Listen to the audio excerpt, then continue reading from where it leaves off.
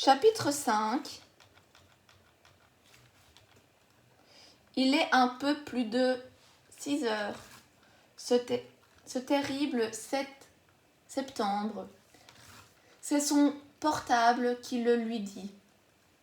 Des messages attendant qu'il les lit. Mais il n'en a pas envie. Après une nuit où il a presque décroché de la réalité, il n'a plus qu'un souhait.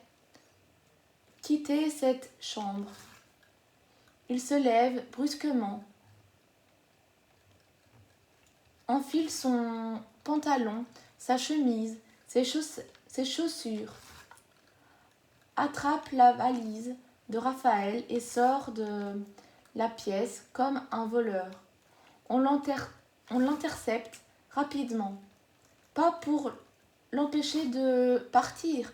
Après tout, il n'a plus rien à faire ici. On est dans une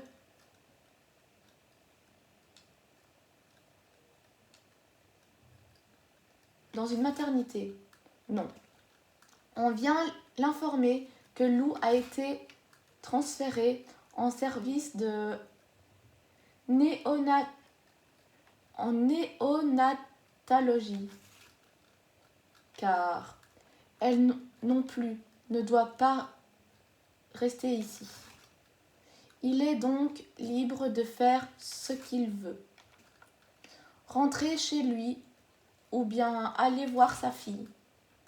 Il pourra même demander un lit kangourou pour dormir à côté d'elle, le temps que le pédiatre autorise sa sortie. Les tests post-accouchement sont bons. Antoine s'en fiche. Pire, il se demande comment on a pu faire passer des tests à une orpheline. Il n'avait rien d'autre à faire. L'amour d'une mère ne se prescrit pas sur ordonnance, certes, mais bon, un peu de soutien. Personne ne pourra le lui donner parce qu'elle vient du ventre de Raphaël, qui l'a porté, nourri et aimé déjà plus que quiconque. Lou est à présent comme amputé du principal. Lui n'est que le géniteur. Après tout, la plupart des pères vous le diront. On est père à la naissance de l'enfant. Antoine a raté le coche. Merci, se contente-t-il de répondre. Il a besoin d'air, alors il sort. L'air est frais. Ce matin de septembre, le jour se lève, malgré le drame de la nuit dernière. Antoine est défoncé. Plus rien n'a de sens, encore moins la naissance de Lou. La pauvre, il pense à elle avec un peu de compassion, distancié, comme s'il s'agissait de n'importe quel bébé. Il n'arrive pas à se dire qu'il a un enfant pour de vrai. Une fille qui s'appelle Lou. Comme l'aurait voulu Raphaël, il préférerait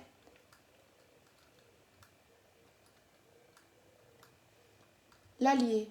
Il l'indiquera en deuxième prénom.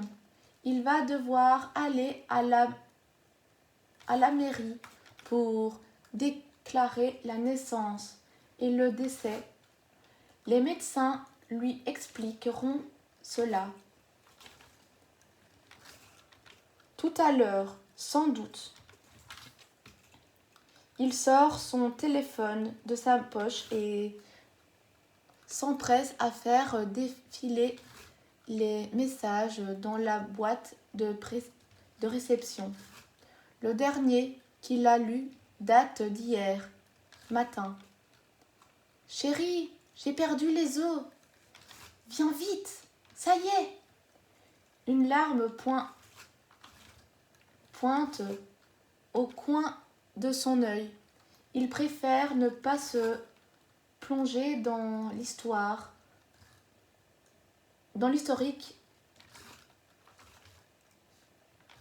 de leur conversation. Un SMS de Raph. Ça suffit pour l'instant. Il lui semble impossible que ce soit le dernier qu'elle lui enverra. Oui, impossible. Puis il lit les autres, ceux qu'il n'a pas vus arriver trop ce matin ou dans la nuit, de ses parents et beaux-parents. Les 4 personnes qui sont au courant. Il frissonne en pensant à tous ceux qu'il va falloir avertir. La liste est si longue et il n'a pas l'envie, pas la force de le faire. Surtout pas de vive voix. Il se dit juste qu'il ne peut pas ne pas le dire dès maintenant à Vanessa, la meilleure amie de Raphaël. Il ne sait pas comment s'y prendre. Il cherche une tournure, mais aucune ne peut édulcorer l'implacable réalité. Rafa est décédé. Alors, il envoie juste ces 3 mots. En priant pour que Vanessa prenne le relais auprès de leurs amis communs. Imaginez comment chacun réceptionnerait émotionnellement la nouvelle lui échappe complètement. Il est centré sur lui. Au mieux, il peut prendre à ses beaux-parents qui vont arriver d'une minute à l'autre, après une nuit sans sommeil.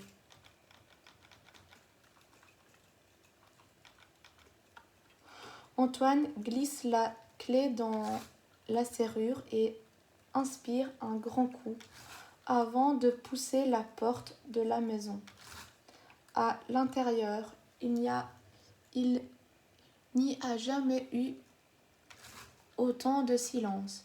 Il fait quelques pas, pose machinalement ses clés sur la commode, comme il le fait toujours, mais il contient le Raph qui s'ensuivait souvent quand il arrivait tard le soir.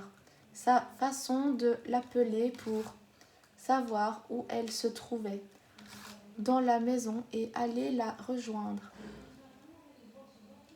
L'enlacer, déposer un baiser dans ses cheveux.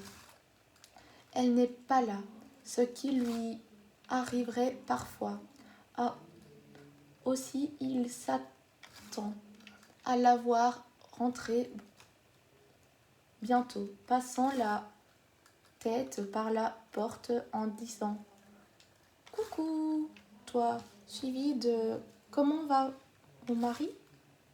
Il ferme les yeux une fraction de seconde pour chasser ces images de leur routine qu'il chérissait, ces petits riens de leur vie à tous les deux qui faisaient qu'ils étaient à la fois des amoureux, mais aussi des compagnons.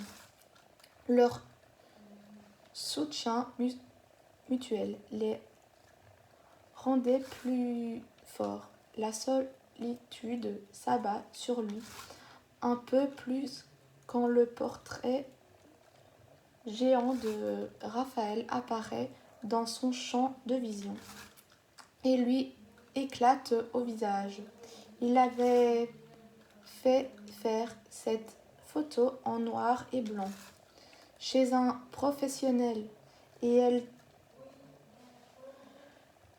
trônait dans le salon avec ses dimensions ahurissantes qui faisaient qu'on ne voyait qu'elle. Raphaël, son teint de porcelaine, ses yeux clairs et perçants, ses soyeux cheveux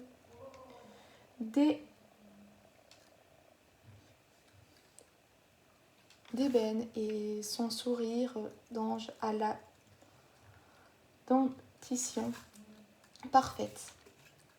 Il s'installe dans le fauteuil qui fait face à la photo et la regarde comme jamais.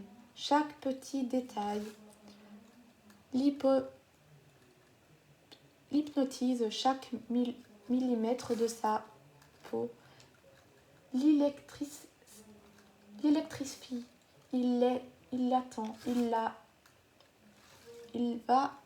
elle va rentrer, forcément rentrer. Elle rentrerait tous les jours. Elle était toujours là. Rafa était son rocher, son grand amour, le seul qu'il voulait vivre. Il se sent impuissant. L'essentiel de sa vie est parti. Il est désormais seul. Les sanglots le secouent violemment.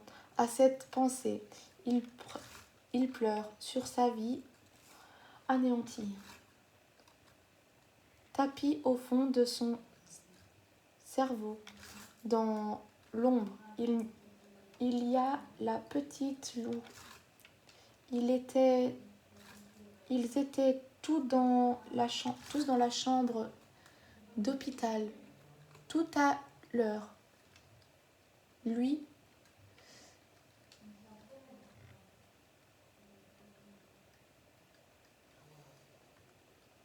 séquestré par son chagrin, ses parents dans l'infinie tristesse, ses beaux-parents dans une hébétude meurtrie. Ils ne se sont presque rien dit. Antoine a laissé les médecins expliquer l'autopsie. D'ailleurs, a confirmé le diagnostic d'embolie pulmonaire. C'est très rare. C'est très rare. Donc, c'est encore plus injuste. Pourquoi elle? Pourquoi lui? À cet instant, il aurait préféré à choisir que ce soit le bébé qui soit décédé. Il ne la connaît pas. Il ne l'aime pas. Il pense même qu'il ne l'aimera jamais, ou jamais autant qu'il aimait Rafa. Elle était précieuse, essentielle. Lou, non.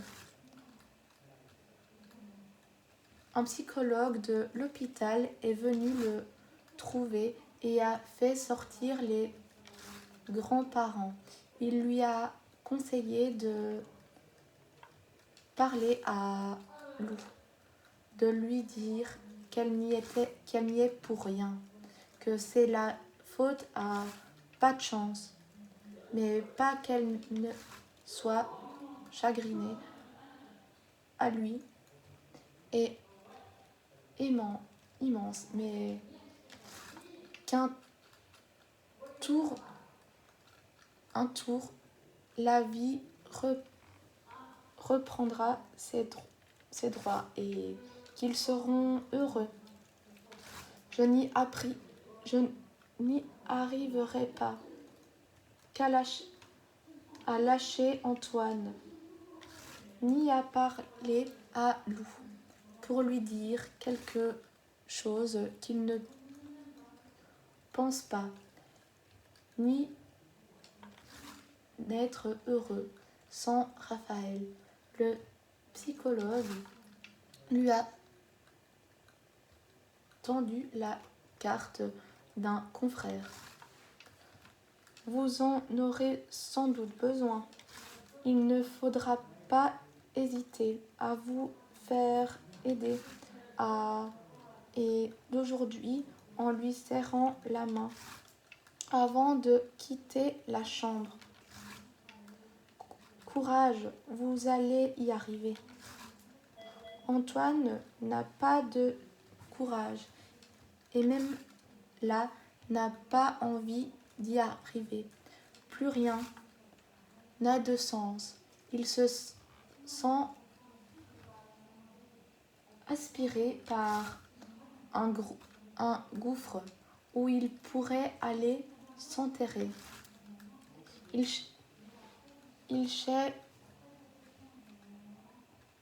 crève d'envie de se faire oublier de tout et de partir loin, seul.